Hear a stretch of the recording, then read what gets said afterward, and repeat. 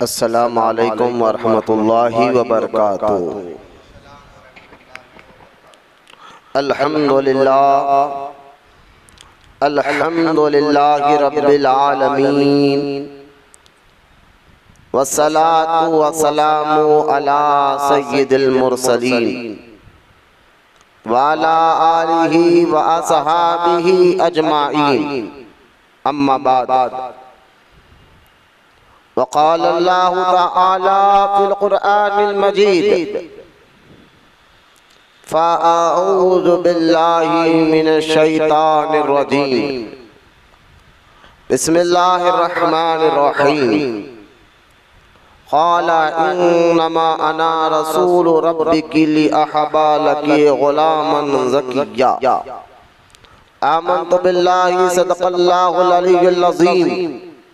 वक़ाल अल्लाहु तआला बिशानि हबीबिहिल करीम इन्नल्लाह व मलाइकतहु युसल्लूना अलन नबिय्यि या अय्युहल्लज़ीना आमनू सल्लू अलैहि व सल्लिमू तस्लीमा।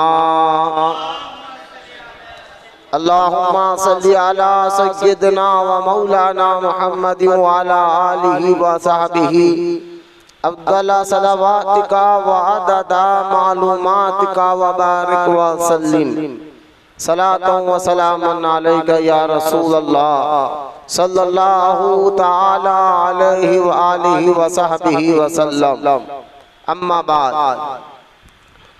खानक़ाह महबूब आलिया में आने वाले तमाम मुरीद और मुतक़ीद, जैसे कि आप तमाम जानते हैं कि हर साल की तरह इस साल भी हुज़ूर शेखुल इस्लाम महबूब इलाही सैयद मोहम्मद निज़ामुद्दीन औलिया रहमतुल्लाहि ताला अलैह के उर्स के ज़िमन में ये महफिल लगातार हर साल 7 साल से सजाई जा रही है।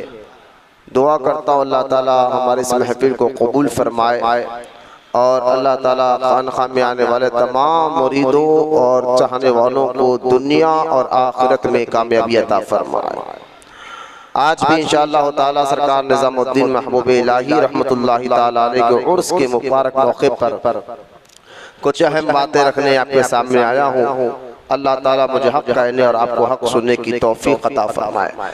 बग़ैर लंबी तमहीद के वक्त काफ़ी हो गया है और फिर इतना कहने के बाद भी पूरे मुरीदीन 12 से पहले आ नहीं रहे हैं। अल्लाह रहम करे। अगर हकीकत में कोई वजह तो अलग बात है, लेकिन अपने कामों के लिए तो वो वक्त पे आने की पूरी आदत उनकी होती है, लेकिन फिर भी कोई 11:15 को टाइम फिक्स कर लिया इतवार को, जिसको मैं देख रहा हूँ, और कोई जो है 12 बजे टाइम फिक्स कर लिया। इतना बार बार बोलने के बावजूद भी तो शायद थोड़ा जल्दी आ जाते तो तमहीद भी बांधने जाती, लेकिन अब तमहीद बांधने का वक्त नहीं है। आइए अपने डायरेक्ट जो है अपने मौजू को शुरू करते हैं। सबसे पहले अल्लाह वालों को समझना है तो कुरान के ज़रिए समझा जा जाए। कुरान और हदीस ये दो ज़रिए हैं जिनके ज़रिए से अल्लाह के नेक और महबूब बंदों का मुकाम और मर्तबा पता चलता है। सारी कायनात को पैदा करने वाला अल्लाह ताला जब वो किसी की तारीफ़ कर दे तो सोचे उसका मुकाम क्या होगा। तो लिहाजा सबसे पहले हम कुरान पाक की तरफ आते हैं। जो आयत मैंने पढ़ी है ये आयत है सूरह मरियम 16-12 आयत नंबर 19। सूरह मरियम की मैंने आयत पढ़ी है जिसमें ये जिक्र मौजूद है कि क़ाल इन्नमा अना रसूलु रब्बिकी लिअहबा लकी ग़ुलामन ज़किय्या, कि अल्लाह ताला ने हज़रत जिब्रील अलैहिस्सलाम को हुक्म दिया कि जाए और बीबी मरियम जो ईसा अलैहिस्सलाम की वालिदा है उनको औलाद का खुशखबरी दे कि उनको बेटा होगा। हालांकि आप तमाम दुनिया जानती है, कुरान गवाह है, हज़रत ईसा अलैहिस्सलाम बग़ैर वालिद के पैदा हुए। ये अल्लाह ताला की कुदरत है। तो खैर हज़रत जिब्रील आए और आकर कुरान उनका जिक्र कर रहा है। क़ाला जिब्रील बोले क्या, इन्नमा अना रसूल, मैं अल्लाह की तरफ से भेजा हुआ हूँ। इन्नमा अना रसूल, मैं अल्लाह की तरफ से भेजा हुआ हूँ। रब्बिका लिअहबा लकी ग़ुलामन ज़किय्या, इसलिए भेजा हूँ कि मैं तुझे लफ्ज़ देखे रब्बिका लिअहबा लकी, मैं तुझे एक सुतरा बेटा देना चाहता हूँ। लफ्ज़ ये कुरान पाक का जो ये है कि मैं तुझे सुतरा बेटा देना चाहता हूँ। तो अब सवाल ये उठता है कि बेटे औलाद कायनात को पैदा करने वाला अल्लाह ताला है, लेकिन जिब्रील अलैहिस्सलाम तो ये कहना चाहिए था कि अल्लाह के अल्लाह ताला ने तुझे बेटा देगा, नहीं, बल्कि कहे मैं तुझे बेटा दूंगा। ये कहकर जिब्रील अलैहिस्सलाम ने उनके पेट मुबारक बीबी मरियम के पेट पर फूंक मारी, हमल ठहर गया। तो मतलब क्या है इस आयत का? मतलब यही है हकीकत में देता अल्लाह है, जरिया अपने महबूबों को बना देता है। यह आयत मुबारक का जो लफ्ज है रब्बिका ली अहाबा लकी, मैं तुझे सुतरा बेटा देने आया। तो ये आयत मुबारक से पता चला, अगर कोई कहे कि गौसे आज़म ने मुश्किल को आसान कर दिया, गरीब नवाज ने मुश्किल को आसान कर दिया, निज़ामुद्दीन औलिया ने मुश्किल को आसान कर दिया, ये कहने से कोई शिरक नहीं होगा, कोई हराम और नाजायज़ नहीं होगा। ये मजाजी तौर पर हम उनका नाम लेते हैं, हकीकत में अल्लाह ही मुश्किलों को आसान फरमाता है। अगर मजाजी तौर पर अपना तारुफ कराना शिरक होता, हराम होता, तो फिर जिब्रील अलैहिस्सलाम के मुतालिक कुरान में ये आयत नहीं आती, बल्कि अल्लाह ताला जिब्रील अलैहिस्सलाम को डांटता, कहता तुम क्या कह रहे हो, तुम तो ये कहना चाहिए कि अल्लाह दे रहा है, बल्कि तुम कहते हो मैं तुझे सुतरा बेटा देने आया हूँ। तो अल्लाह ताला जानता है जिब्रील का ये कहना मजाजी तौर पर है, हकीकत में अल्लाह ही अता फरमाता है। तो मजाजी तौर पर बुजुर्गों से मांगना, हुजूर करम फरमा दीजिए, हुजूर नजर करम डाल दीजिए, महबूब इलाही से कहना मुश्किल को आसान कर दीजिए, ये हमारा कहना हकीकी में मजाजी तौर पर है। मतलब हम जानते हैं ये जुबान हिला देंगे तो अल्लाह मुश्किल को आसान फरमा देता है, ये करम फरमा देंगे तो अल्लाह मुसीबतों को दूर फरमा देता है। तो एक होता है हकीकी तौर पर, एक होता है मजाजी तौर पर, दोनों का भी जिक्र कुरान में मौजूद है। ठीक है, जैसा कि इसकी एक दूसरी मिसाल मैं आपको देता हूँ कि अगर कोई कहे नहीं ये हकीकी मजाजी का मतलब क्या है, तो एक दूसरी मिसाल कुरान पाक से सुन लीजिए कि हर कोई अपने आप को जो पढ़ा लिखा होता है वो अपने आप को, यानी दीनी पढ़ा लिखा जो होता है वो अपने आप को क्या कहता है? मौलाना। ठीक है, मौलाना कहता है। तो मौलाना का लफ्ज कुरान में अल्लाह के लिए भी है, तो फिर अगर आपके लिए बोला जाए तो शिर्क हो जाएगा, हराम हो जाएगा, क्योंकि आप कहेंगे कुरान में मौलाना का लफ्ज अल्लाह के लिए कहा है। तो आप देखिए सूरह बकरा जहाँ खत्म होती है वहाँ पर एंड में ये आयत मुबारक है वाफ़ु अन्ना वग़फ़िर लना वरहमना अंता मौलाना फनसुरना अलल कौमिल काफिरीन। ये आयत मुबारक जिसमें अंता मौलाना कहा गया, ये अल्लाह के लिए कहा गया है। तो एक होता है हकीकी माना, एक होता है मजाजी माना। ये दोनों का और भी कुरान पाक में बहुत सी आयत मुबारक है जो हकीकी और मजाजी की गमबाजी करते हैं, बताते हैं। दो आयत मुबारक मैंने आपके सामने पढ़ी जिसमें अल्लाह ताला मजाजी तौर पर यानी हकीकी तौर पर का माना बता रहा है। तो मौलाना कहना, अगर हर जो है फिरके के जो मौलवी होते को मौलाना कहता तो शिरक नहीं है। इसी तरह ये कहना कि गरीब नवाज ने मुश्किल आसान कर दी, बंदा नवाज ने मुश्किल आसान कर दी, निजामुद्दीन औलिया ने परेशानी को खत्म फरमा दिया, ये मजाजी तौर पर है। ऐसा कहने वाला भी मुशरिक नहीं हो सकता। जिस तरह बारिश अल्लाह बरसाता है, जरिया पानी को बना देता, अबर को बना देता है, जिस तरह भूख अल्लाह मिटाता है, जरिया रोटी और चावल को बना देता है, जिस तरह प्यास अल्लाह मिटाता है, जरिया पानी को बना देता है, बस इसी तरह मुश्किल अल्लाह ही हटाता है, जरिया गौसो ख्वाजा को बना देता है। कोई आदमी देखो गाड़ी स्टार्ट कर यहाँ तक है, कोई पीछे गए, मस्जिद के पीछे जाओ, समझाओ उनको गाड़ी लेके ऐसा बैठ के नहीं आना, बोले बाहर ठहर के क्या करे, तुम्हारे वालिद है, सुब है। तो खैर ये आयत मुबारक के तहत मैंने जो है आपके सामने मुख्तसर सी तफसीर की, वरना मैंने कहा ना कि अगर थोड़ा जल्दी आते 12 बजे फिक्स मत कर लीजिए टाइम, अल्लाह के वास्ते महफिलों में जरा जल्दी उठकर 11:30 तक आने की कोशिश करिए। 10:30 से मौलाना नवीद यहाँ इंतजार कर रहे। आखिरकार उन्होंने देखा कि सिर्फ 1-2 जने के अलावा कोई तीसरा नहीं है, तो उन्होंने 11:30 को महफिल शुरू करे। शेम है।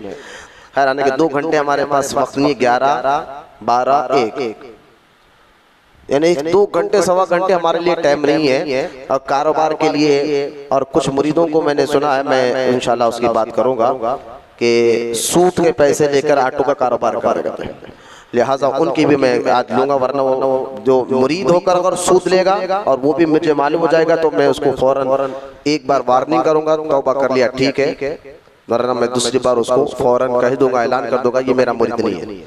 चुप जो है खानखा का नाम बदला, पीरो मुर्शिद का नाम बदला, तो वो भी मेरे सामने जिक्र आया है, तो इंशाल्लाह मैं वो भी बात करूँगा। लिहाजा दुरूद पाक पढ़े एक मरतबा, अल्लाहुम्मा सल्ली अला सय्यिदना मौलाना मुहम्मद मआदिन जूदी वल करम वाला आलिहि व बारिक व सल्लिम सलात व सलामन अलैका या रसूल अल्लाह सल्लल्लाहु तआला अलैहि वसल्लम। लिहाजा ये आयत मुबारका सूरह मरियम की जो मैंने पढ़ी है, इससे हकीकी और मजाजी का भी पता चलता है। बहुत सी आयत मुबारका है, अहादीस तो बेशुमार है औलिया अल्लाह के मुताल्लिक, जैसा कि सही बुखारी शरीफ की वो हदीस पाक आप अक्सर सुनते रहते हैं, जिसमें मेरे आका करीम रहमत कौनैन सल्लल्लाहु अलैहि वसल्लम ने इरशाद फरमाया कि जो अल्लाह का महबूब, अल्लाह का कुर्ब हासिल कर लेता है, अल्लाह का बंदा अल्लाह के करीब हो जाता है, किसके जरिए? फराइज और वाजिबात और नवाफिल के जरिए, फराइज और सुन्नतों के जरिए कोई बंदा जब अल्लाह का करीब हो जाता है, फिर हदीस पाक में आता है उसका देखना खुदा का देखना हो जाता है, उसका बोलना खुदा का बोलना हो जाता है, उसका सुनना खुदा को सुनना हो जाता है। बल्कि यह हदीस पाक बुखारी शरीफ में मौजूद है, सही बुखारी में मौजूद है। इमाम फखरुद्दीन राजी रहमतुल्लाहि ताला अलैह इस हदीस पाक की शरह करते हुए एक प्यारी बात कहते हैं। इमाम फखरुद्दीन राजी फरमाते कि देखो कि उसका सुनना खुदा को सुनना मतलब क्या है? एक आम बंदा भी सुनता है, अल्लाह का महबूब बंदा भी सुनता है, दोनों का सुनना अगर सेम हो जाए तो फिर हदीस का माना क्या होगा? दोनों का सुनना देखना, आप भी देख रहे मैं भी देख रहा हूँ, आप भी सुन रहे मैं भी सुन रहा हूँ, और आपका देखना वली का देखना सेम हो जाए और आपका सुनना वली का सुनना एक ही है, तो फिर इस हदीस का माना क्या होगा जिसमें हुजूर फरमाते हैं अल्लाह का वली का देखना खुदा का देखना? तो असल में ये सेम नहीं है, इसमें कोई फजीलत है, खुसूसियत है, और फजीलत और खुसूसियत ये है कि वो बैठते बगदाद में है, देखते पूरी कायनात को है, यानी उनका देखना खुदा का देखना होगा ना। जो बैठते अजमेर शरीफ में है, देखते पूरी दुनिया को, उनका देखना खुदा का देखना है ना। बैठते वो बगदाद शरीफ में है, सुनते पूरी दुनिया की है, क्योंकि उनका सुना खुदा का सुना हो गया है ना। और बैठते अजमेर शरीफ में है, सुनते पूरी दुनिया की बातें, यानी उनके चाहने वालों की बातें। तो ये सुनना देखने का मतलब ये है कि एक आम बंदा वो नहीं देख सकता जो अल्लाह का महबूब देख सकता है, एक आम बंदा वो नहीं सुन सकता जो अल्लाह का महबूब सुन सकता है। तो खैर ये दो हदीस, एक हदीस पाक और कुरान आयत पढ़ कर मैं तमीद, मैंने पहले कहा अब तमीद नहीं मानूंगा, और से हजरत महबूब इलाही की विलादत मुबारका, आपका नाम आपका नसब अक्सर हम बयान करते रहते हैं, थोड़ा सा आप वो सुन लीजिए कि हजरत महबूब इलाही के नाना और दादा ये दोनों बुखारा शहर के रहने वाले थे, बुखारा शहर, नाना भी और दादा भी।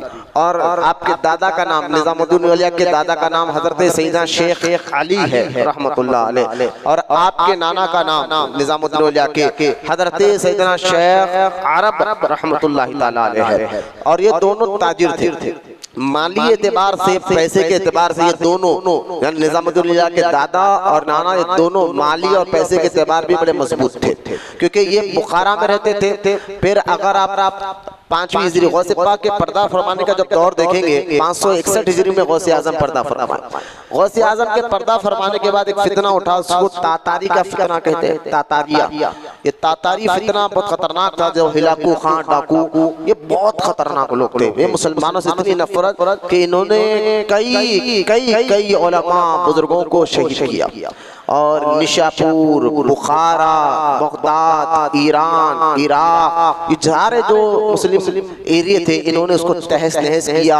यहाँ तक के निशापुर जहाँ पर गढ़ था बुजुर्गों का, उलमा का, मशाइख उज़ाम का, जहाँ पर इन्होंने वहाँ पर भी हमला किया और वहाँ के खानखाओं को लूटा, वहाँ के लाइब्रेरी किताब कुतुब खानों को लूटा, और वो किताबों को जो मशाइखीन ने लिखे थे, उलमा ने लिखे थे, उस किताबों को लेकर उन्होंने दरिया दजला में फेंका। तो रिवायत में आता है कि उसका पानी भी शिया यानी काला हो गया था उन किताबों के कलर की तरह, यानी इतनी किताबें फेंकी, क्योंकि इंक से लिखा जाता था ना, तो इंक की वजह से पानी भी जो है काला नजर आ। सोचे कितनी किताबें उन्होंने पानी में दरिया दजला में फेंक दी थी। तो खैर ये जब फितना उठा तातारियों का, तो उसके बाद ये दोनों बुजुर्ग निजामुद्दीन औलिया के दादा और नाना बुखारा छोड़कर मुल्तान की तरफ आ गए, क्योंकि जान बचाना इस्लाम में फर्ज है। डरे नहीं, कहीं पर फितना हो तो ईमान और जान बचाने के लिए वो इस इलाके को छोड़ना ये इजाजत है। तो इस सुन्नत पे अमल करते हुए उन्होंने क्या किया, ये दोनों बुजुर्ग के खास दोस्ताना भी था, ताजिर भी थे। तो अपने फैमिली को लेकर ये मुंतकिल हुए मुल्तान, फिर मुल्तान से लाहौर, फिर लाहौर से इन्होंने इंडिया का ये मुबारक शहर जिसको बदायूं कहा जाता है, आज भी यूपी में ये शहर मौजूद है, वहां पर आकर ये मुस्तकबिल वहां आकर रहने लगे। यूपी में जिसको आज भी बदायूं कहा जाता है, बदायूं में आप रहने लगे। तो आप क्योंकि दोस्त भी थे, ताजिर भी थे, तो दोनों में बात हुई कि हम इस दोस्ती को रिश्तेदारी में बदलेंगे। और ये दोनों का नसब, आप निजामुद्दीन औलिया के दादा और नाना, ये दोनों का नसब इमाम हुसैन से मिलता था रज़ी अल्लाह ताला, ये हुसैनी सादात थे। लिहाजा दोनों में बातचीत हुई। तो आपने निजामुद्दीन औलिया के दादा शेख अहमद ने फरमाया कि मैं अपने शेख अली ने फरमाया कि मैं अपने बेटे अहमद का निकाह आपकी बेटी बीबी जुलेखा से करना चाहता हूँ।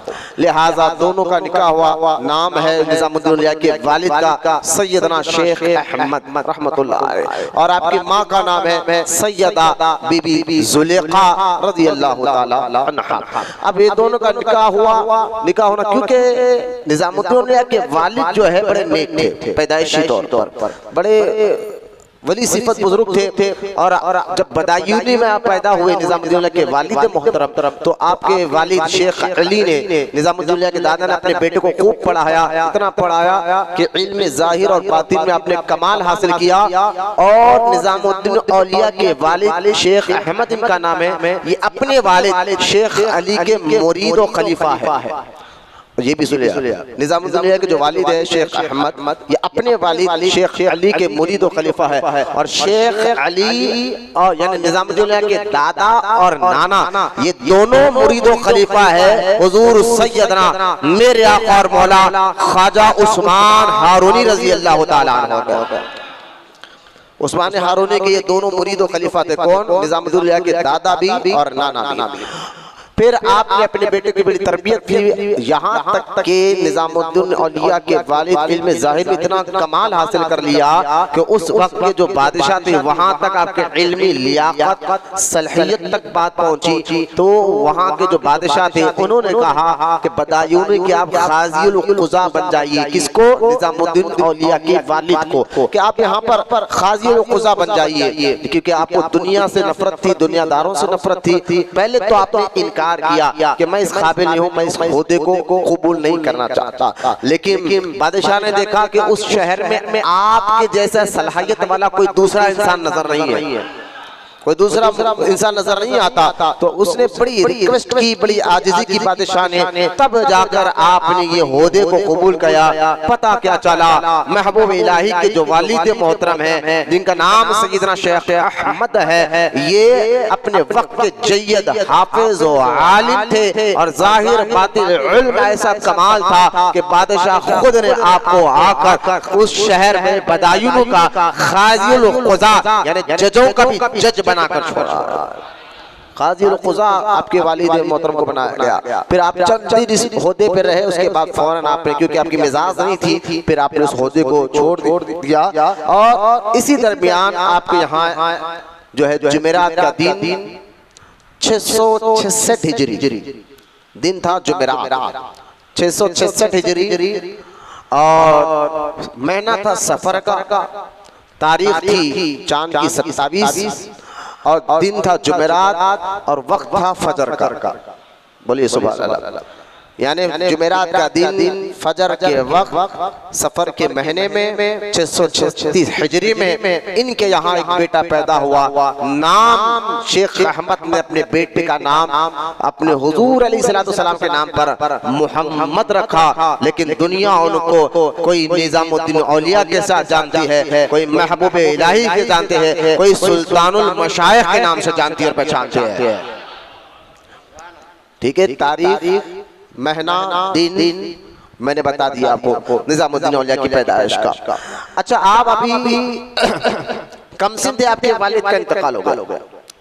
निजामुद्दीन औलिया के वालिद सैयदना शेख अहमद का इंतकाल हो गया। दादा का भी इंतकाल हो गया था और नाना का भी इंतकाल हो चुका था। मामू आपके पास थे, लेकिन सैयदा बीबी जुलेखा रज़ी अल्लाह ताला जो निजामुद्दीन औलिया की माँ है, वो इतनी आबिदा, जाहिदा, तैयबा, ताहिरा और इतनी खुददार किस्म की खातून थी कि भाइयों ने कहा कि भाई आपके शौहर का भी इंतकाल हो गया है, हम आपकी मदद करेंगे, लेकिन आपने अपने भाइयों की मदद नहीं ली, बल्कि वो तागा जिसको सूत काटना कहते हैं, जिससे कपड़ा बनाया जाता है, उसको काट कर महबूब इलाही के पड़े की तरफ तवज्जो दिलाया।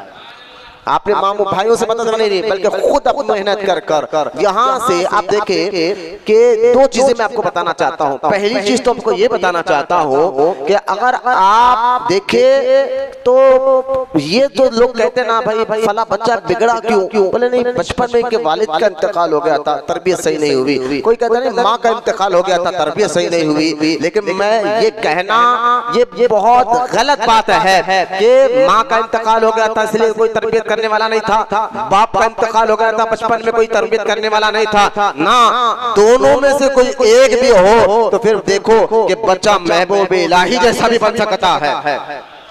ये पहले सवाल का जवाब मैं आपको दे रहा हूँ कि भाई फला का इंतकाल था इसलिए तरबियत नहीं हुई, फला का इंतकाल था तरबियत नहीं हुई। यहाँ तो महबूब इलाही के वालिद का इंतकाल, दादा भी नहीं, नाना भी नहीं, बस माँ ने कपड़ा बुन कर कपड़ा बेच कर आपकी तरबियत की है। तो माँ तरबियत करने लग जाए तो बहुत बड़ी बात है। और दूसरी बात, अगर आप देखें बड़े बड़े बुजुर्गान दीन, सरकार गौसे पाक को देखे रज़ी अल्लाह तआला अन्हु, सरकार ख्वाजा गरीब नवाज को देखे रज़ी अल्लाह तआला अन्हु, सरकार निजामुद्दीन औलिया महबूब इलाही को देखे, अक्सर ये हुआ कि इनके बचपन ही में ये यतीम हो गए। गौसे आज़म को भी देख लिया आप, गरीब नवाज को भी देखे, अक्सर बुजुर्गान दीन बचपन में इनके सर से जो है वालिद का साया उठ गया। अक्सर इन बुजुर्गों को माओं ने पाला है, इनकी तरबियत माँ ने की। गौसे आज़म को देख ले, गरीब नवाज को देख ले, हज़रत महबूब इलाही को देख ले। और दूसरी बात ये है कि ऐसा क्यों होता है, इतने बड़े बड़े बुजुर्ग, गौसे आज़म इमामुल औलिया है, गरीब नवाज हिंद के बादशाह है, अक्सर ऐसा क्यों होता है कि इनके बचपन में इनके वालिद का साया उठा लिया जाता है। तो यहाँ मशाइख उज़्ज़ाम ने एक प्यारी बात कहते हुए फरमाया कि सुनो, बात दरअसल ये होती है कि ये बुजुर्गों अल्लाह ताला एक बड़ा काम लेना चाहता है, तो बचपन से इनको एक प्रैक्टिकल काम कराता है। और वो प्रैक्टिकल में यानी वो काम इसलिए कराता है क्योंकि अल्लाह जानता है जब ये मुकाम पर आ जाएंगे तो इनके पास यतीम भी आएंगे, इनके पास बेसहारा भी आएंगे, इनके पास बेवा औरतें भी आएंगे। तो इनको खुद को पता चले यतीम कैसा होता है, बेवा औरत का कैसी तकलीफें उठाती है। इसलिए बचपन में इनके सर से वालिद का साया उठाकर असल अल्लाह ताला इनकी तरबियत और इनको प्रैक्टिकल तौर पर सब्र कैसा करना है, यतीम का कैसा मुकाम मर्तबा होता है, ये बताना और समझाना चाहता है। ये भी आप ज़हन में रखें, अक्सर ये होता है। फिर महबूब इलाही रहमतुल्लाहि ताला अलैह फरमाते कि मैं बचपन में जब मेरे माँ जबकि हालात इतने खराब थे कि कई दिन तो हमें खाना नहीं मिलता, और कभी मिल जाता तो 1-2 दिन खाते, कभी 3-3 4-4 दिन चूल्हा नहीं सुलगता था। जरा ये गौर करने की बात है मुरीदों को भी। तालिब मौला एक सच्चा रब का तालिब जो है ना, अल्लाह को चाहने वाला, मुसीबतों में शिकायत नहीं करता अल्लाह की बारगाह में। लिहाजा महबूब इलाही फरमाते हैं कि इतनी तकलीफ में भी जब मैं माँ से कहता कि माँ खाने को कुछ नहीं है, तो अक्सर ये कहती कि मैं बेटा निज़ाम, ये समझाने के लिए, वरना आपका नाम मोहम्मद था, निज़ामुद्दीन आपका टाइटल है, महबूब इलाही आपका टाइटल है, शेखुल इस्लाम आपका टाइटल है, सुल्तानुल मशाइख ये आपका टाइटल है, लेकिन लोग आज नाम से ज्यादा टाइटल से पहचानते हैं। तो मैं बता रहा हूँ, निजामुद्दीन औलिया की माँ ने कहा कि निजाम आज हम अल्लाह के मेहमान हैं। माँ तो हज़रत निजामुद्दीन औलिया फरमाते हैं, अक्सर जब मेरी माँ ये कहते कि हम अल्लाह के मेहमान हैं, बस ये जुमले में जो चाशनी होती, जो मिठास होती, और इस जुमले से जो हिम्मत आती ना, तो कभी 2-3 दिन तक घर में चूल्हा सुलगता, तो मैं दिल में सोचता था माँ फिर कब कहेंगे कि अब आज अल्लाह के मेहमान है, माँ फिर कब कहेंगी कि आज हम अल्लाह के मेहमान हैं। तो अल-गरज़ हज़रत निज़ामुद्दीन औलिया की तरबियत ऐसे आपकी माँ ने की, ऐसे तकलीफों को आपने देखा और सब्र किया, और यहाँ तक कि अपने पढ़ाई को रोका नहीं। क्या किया? पढ़ी को रोका नहीं, कुरान हदीस की मुकम्मल तालीम लेते रहे। कहाँ? शहर बदायूनी में। और आपके उस्ताद शेख अलाउद्दीन रहमतुल्लाह ताला अलैह, निजामुद्दीन औलिया के उस्ताद का नाम है हजरत सैयदना शेख अलाउद्दीन रहमतुल्लाह ताला अलैह। आपसे हजरत निजामुद्दीन महबूब इलाही रहमतुल्लाह ताला अलैह फरमाते कि मैंने आपसे जो है फ़िक़्ह हनफी की किताब खुदूरी को पढ़ा। फ़िक़्ह हनफी की किताब है खुदूरी, हिदाया फ़िक़्ह हनफी की मशहूर किताब। इसमें फ़िक़ही मसले लिखे होते हैं कि हलाल हराम के सही गलत के मसले लिखे होते हैं। 7-8 साल की उम्र में आप हाफ़िज़ कुरान बन चुके थे। 11-12 साल की उम्र तक हज़रत निज़ामुद्दीन औलिया रहमतुल्लाह ताला अलैह अपने बदायूनी शहर में अपने उस्तादों के यहाँ जैसा कि मोतबर किताबें खुदूरी पढ़ा। इससे पता चला महबूब इलाही निज़ामुद्दीन औलिया रहमतुल्लाह ताला अलैह फ़िक़्ह के एतबार से हनफी सैयद है। आप फ़िक़्ह हनफी को अपनाते हैं, खुदूरी को पढ़ा, हिदाया को पढ़ा। किसी ने पूछा महबूब इलाही से कि आपके कानों में सबसे पहली बार तारुफ हज़रत सैयदना शेखुल इस्लाम बाबा फरीदगंज शकर का कानों में कैसे पहुंचा? क्योंकि आप उन्हीं के मुरीद और खलीफा है ना। तो हज़रत महबूब इलाही कहते हैं कि जब मैं बदायूं में पढ़ता था तो हमारे शहर बदायूं का एक बहुत मशहूर खव्वाल, उसका नाम था अबू बकर। वो एक मरतबा हमारे उस्ताद से मिलने आया। उस्ताद मोहतरम ने कहा कि काफी दिन से तुमने देखा ही अबू बकर कहाँ गए थे? तो वो कव्वाल कहने लगा हुजूर मैं मुल्तान गया था, लाहौर गया था।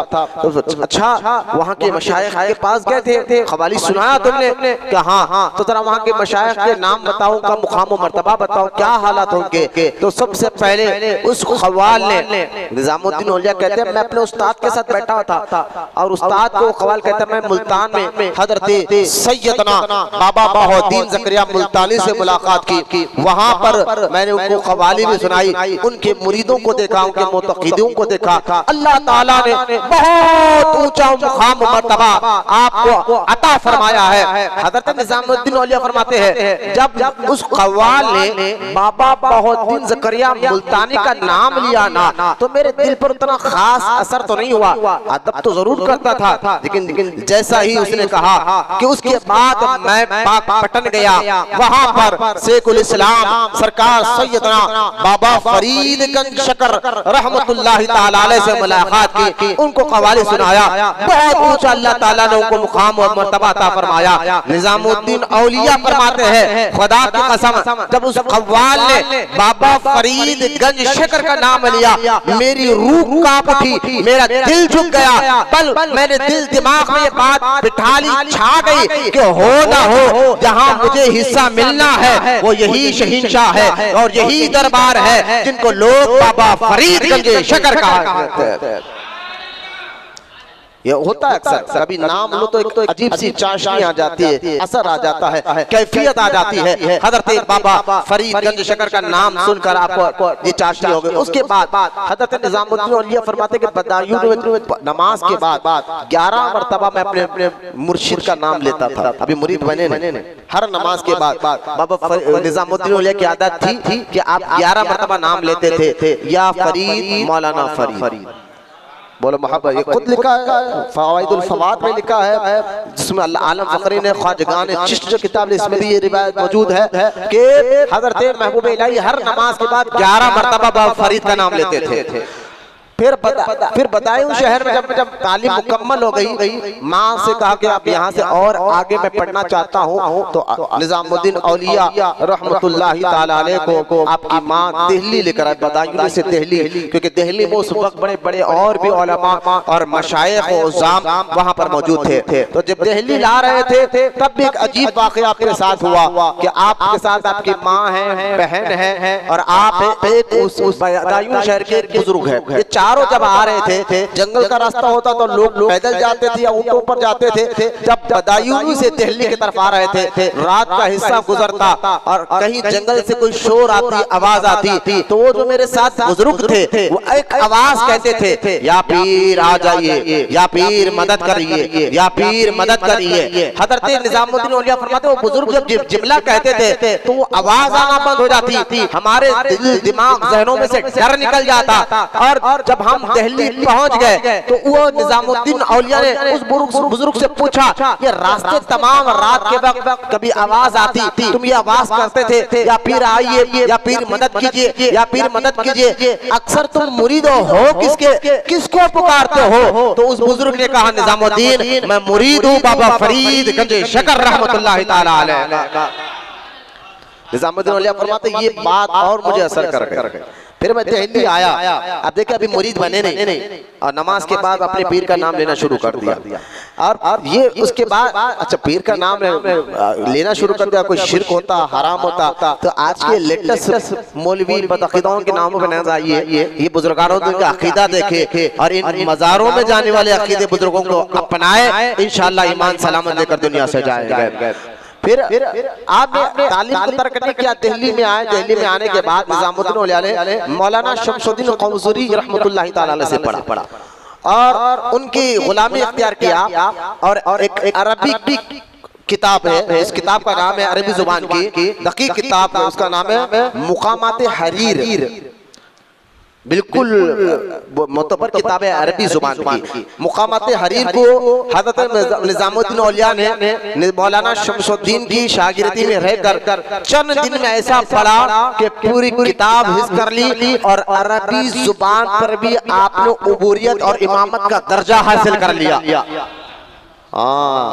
7 साल की उम्र में हाफिज़ कुरान बन गए, 12-13 साल की उम्र तक आलिम और मुफ्ती बन गए। फिर भी बड़े और आगे आए तो अब बड़े बड़े मोतबर किताबें मुकामात हरीर को चंद दिनों में बिल्कुल जो है ना उस पर उबूर हासिल कर लिया, कमाल हासिल कर लिया। ये होते बुजुर्गाने दी जो गांजा पीने वाले, लंबे बाल लटकाने वाले, 10-10 अंगूठी पहनने वाले सच्चे पीर नहीं होते। जो मुर्शिद होते, जो अल्लाह के वली होते हैं, वो मुत्तकी परहेज़गार के साथ इल्म और बड़े कमाल वाले हुआ करते हैं। खैर आपकी ये खूबी को, आपके हाफिज़े को मजबूत इल्म का शौक और जज्बा, क्योंकि आपके अंदर निजामुद्दीन औलिया के अंदर इल्म के हुसूल का ज़ौक़ और शौक और जज्बा कूट कर भरा हुआ था। बड़ी दिल जमाई और लगन से इल्म की प्यास को आप बुझाया करते थे। यही वजह थे थोड़े ही अरसे में आपकी इल्मी काबिलियत, निजामुद्दीन औलिया की इल्मी काबिलियत, दानिशमंदी, मामला फहमी, दानिशवरी की शोहरत उलमा, मशाइख और तालिबे इल्मों में आम हो गई। हर मुश्किल मसले का हल फौरन आप उसका जवाब अता फरमाते थे।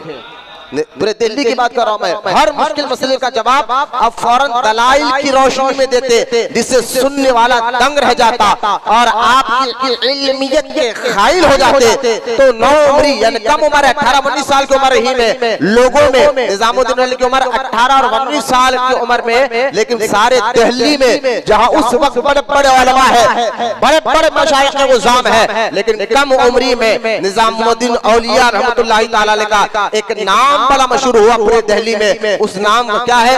बाइज़ शिकन यानी महफिल शिकन के खिताब से नवाजा गया। और हर उलमा कहते जिस महफिल में निजामुद्दीन औलिया आ जाते हैं, बड़े बड़े उलमा खामोश हो जाते और बोला जाता तो निजामुद्दीन औलिया का इल्म बोला जाता था। बड़े बड़े लोग खामोश हो जाते हैं। उलमा, आम आदमी की बात नहीं चल रही है, मशाइख उलमा इकराम की बात चल रही है ऐसा। और ख्वाजा निजामुद्दीन औलिया ने इल्म हदीस की भी तालीम हासिल की। अपने वक्त के मशहूर कामिल तरीन बुजुर्ग जिनका नाम मौलाना कमालुद्दीन है, उनसे आपने इल्म हदीस का और रिवायत को पढ़ा और मशहूर किताब इल्म हदीस में मशारिकुल अनवार को हिफ्ज कर लिया। मैं एक चैनल देख रहा था जिसमें कोई बंदा कहता है कि भाई मदरसे से दिन नहीं फैला, जो है खानखाओं से दिन फैला है। मैंने कहा मदरसा खानखा अलग नहीं है। पहली बात तो ये बुजुर्गान दी जिस मदरसे में पढ़ते थे उसी को खानखा बनाते थे। और ये कहना कि मदरसे में मौलवी पढ़ता है, मुफ्ती पढ़ता है, आलिम पढ़ता है। मैंने कहा महबूब इलाही, और खुद मैंने जुमा में भी बयान किया, गुज़िश्ता इत्वार में भी मैंने बयान किया, खुद गौसे आजम कहाँ पढ़े और सारी जिंदगी गौसे आजम जहाँ बैठ कर तबलीग करे हैं वो गौसे आजम का मदरसा ही था। जिसको खानखा बनाया गया है। लिहाजा ये कहना कि मदरसा में तो मुफ्तिया होते हैं, आलिम होते हैं, मौलाना लोग होते हैं, ऐसा नहीं है। आप देखिए कि आप महबूब इलाही कहाँ इल्म हदीस में जो है महारत हासिल कर रहे हैं। तवज्जो फरमाए, हजरत मशारिक़ अनवार को आपने हिफ्ज़ कर लिया। मौलाना कमालुद्दीन ने अपने शागिर्द पर खास तवज्जो फरमाई और थोड़े ही अरसे में हजरत निज़ामुद्दीन औलिया इल्म हदीस के फन में कामिल कर दिया गया। निज़ामुद्दीन औलिया को थोड़े अरसे में मौलाना कमालुद्दीन इल्म हदीस के फन में कामिल कर दिया गया। और मौलाना कमालुद्दीन बहुत बड़े बुजुर्ग है, आपके जैसा ज़ाहिद बुजुर्ग उस्ताद इल्म फजल और कमाल और दर्जे में कहीं नहीं रखता था। सुल्तान गयासुद्दीन बिलबन जैसा शख्स मौलाना कमालुद्दीन जो निज़ामुद्दीन औलिया के उस्ताद है, इनको बुलाकर कहता था कि आप जैसा दिल्ली में मुत्तकी परहेजगार आलिम कोई नहीं है। मैं चाहता हूँ शाही इमाम बनकर अब महल में रहे, हम आपके पीछे नमाजें पढ़ेंगे ताकि अल्लाह ताला आपके जरिए हमारी नमाजों को कबूल फरमाए। तो हजरत मौलाना कमालुद्दीन जो उस्ताद है निज़ामुद्दीन औलिया के, उन्होंने कहा इतनी बड़ी बात है, बादशाह ये कह रहा है कि आप महल में रहे और शाही इमाम बनकर रहे, आपके पीछे हम पढ़ेंगे नमाज, हमारे बच्चे पढ़ेंगे नमाज। सोचिए कि बादशाह बुलाकर इमाम रख रहा है, पैसा कितना मिलेगा, सोना कितना मिलेगा, इज्जत कितनी मिलेगी, शोहरत कितनी मिलेगी, दौलत कितनी मिलेगी, इसका अंदाजा नहीं कर सकते। लेकिन कुर्बान जाए मौलाना कमालुद्दीन के ज़ुहद और तक़वा और परहेज़गारी पर कि आपने फरमाया था सुल्तान गयासुद्दीन बिलबन को कि बिलबन क्या तू ये चाहता है एक नमाज कमालुद्दीन के पास रह गई, वो भी तू ले ले। ऐसा हो नहीं सकता कि मैं तेरे महल में शाही इमाम बनकर रहूं, बस मुझे जैसा है वैसा रहने दे, दुआ में जरूर करता रहा होगा। तो ऐसे उस्तादों से बुजुर्गान दिन पढ़ते थे। बोलो ना सुभान अल्लाह, जिनकी तलब राह इलाही होती थी, राह मौला होती थी। लिहाजा अब महबूब इलाही रहमतुल्लाहि ताला अलैह, क्योंकि जब वक्त पढ़ लिया, ज्यादा पढ़ने के बाद आप जिस इलाके में रहते थे उसके पड़ोस में अक्सर जो है एक बुजुर्ग रहते थे, नाम है उनका हजरत सैयदना शेख मुतवक्किल रहमतुल्लाहि ताला अलैह। शेख मुतवक्किल रहमतुल्लाहि ताला अलैह। शेख मुतवक्किल कौन है? ये बाबा फरीद गंज शकर के सगे भाई है। बोलो ना सुभान अल्लाह। बाबा फरीद गंज शकर के सगे भाई है शेख मुतवक्किल रहमतुल्लाहि ताला अलैह। अब दिल्ली में जब इल्म ज़ाहिर आप मुकम्मल हासिल कर ली तो आपके दिल में ख्याल आ गया मैं मुरीद बनना चाहता हूँ। फिर से सोच फिक्र पैदा हुई कि ये तो बाबा फरीद का नाम, क्योंकि खुद निज़ामुद्दीन औलिया कहते हैं मैं गैबाना तौर पर अपने मुर्शिद बाबा फरीद से इतनी मोहब्बत करता था। ये बात जिस मदरसे में मैं पढ़ता था बदायूनी में, उस मदरसे के पढ़ने वाले बच्चों को तक मालूम हो गया था। और वो जब भी मुझे कोई काम बोलते ना तो कहते थे निज़ामुद्दीन वो काम करते, तुझे बाबा फरीद का वास्ता, निज़ामुद्दीन फला ये काम तो करते, तुझे बाबा फरीद का वास्ता। तो मैं आने की मुरीद बने नहीं, गैबाना तौर पर इश्क था, मोहब्बत थी। लिहाजा उन्होंने कहते तो मैं बाबा फरीद का नाम सुनकर उनका वो काम कर दिया करता था। तो खैर ये फिर भी आपने सोचा कि मैं मुरीद बनूं तो किसके बनूं? तो दिल्ली के पूरे उलमा ने कहा कि सारे दिल्ली में सबसे मोतबर मशाइख अगर कोई है तो बाबा फरीद के भाई शेख मुतवक्किल रहमतुल्लाहि ताला अलैह है, इनके आप मुरीद बन जाइए। लेकिन आप जब उनके पास गए तो शेख मुतवक्किल रहमतुल्लाहि ताला अलैह बाबा फरीद गंज शकर के भाई ने कहा कि निज़ामुद्दीन मैं चाहता हूँ कि तुम मेरे भाई के मुरीद जो बाबा फरीद गंज शकर है उनसे मुरीद बन जाइए। फिर आप कहते हैं मेरा एक मरतबा और झुकाव बाबा फरीद की तरफ हो गया और मैं एक काफिले के साथ दिल्ली से जो पाकपटन की तरफ जा रहा था, मैं एक काफिले के साथ पहुंचा। और जब कभी भी वो काफिले के सरदार को कोई मुश्किल, कोई परेशानी, कोई डाकू नजर आते थे, वो भी एक चिल्लाता कि आप पीर करम फरमाइए या पीर मदद के लिए आ जाइए। जंगलों का सफर होता था, पैदल सफर होता था, जानवर हमला कर सकते थे, डाकू आ सकते थे। लिहाजा जब मैंने उस शेख उस सफर के अमीर से पूछा ये तुम बार बार किसको पुकारते हो, उसने भी कहा मैं बाबा फरीद गंज शकर का मुरीद हूं।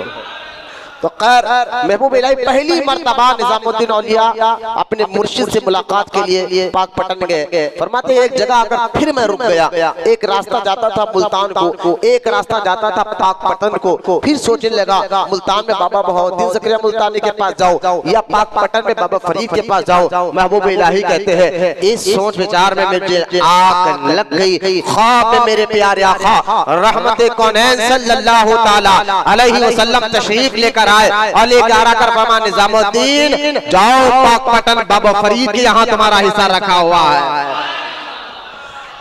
आए बोलो मोहब्बत से सुभान अल्लाह।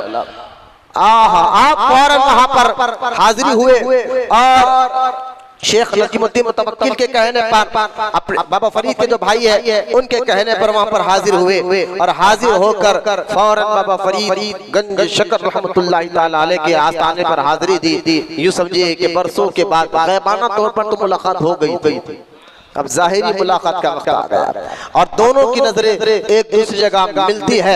मिलने के बाद हजरत बाबा फरीद गंज शकर रहमतुल्लाहि ताला अलैह के कदमों में सर रखकर निजामुद्दीन औलिया कहते हैं हुजूर गुलाम आया है आपके लिए, बस अब आपका होकर रहना चाहता है। हजरत बाबा फरीद गंज शकर मुस्कुराए, उठाया, बैत में दाखिल कराया, मुरीद बनाया। मुरीद बनाने के बाद फिर महबूब इलाही से कहा गया कि निजामुद्दीन औलिया हुजूर अब पढ़ना पढ़ाना छोड़ दूं और एक वक्त जिक्र के लिए लगाकर एक खानखा में बैठना चाहता हूँ। मैं बाबा फरीद ने फरमाया ना निजामुद्दीन हम फकीर लोग किसी को पढ़ने से नहीं रोकते, बस तुम मुरीद बनो, वादा करो। सूरे आमाना रसूल पढ़ाया गया जो सूरे बकरा की आखिरी आयत मुबारक है वो पढ़ाया गया और दीगर आयतें पढ़ाकर वादा लिया गया कि नमाज की पाबंदी करोगे।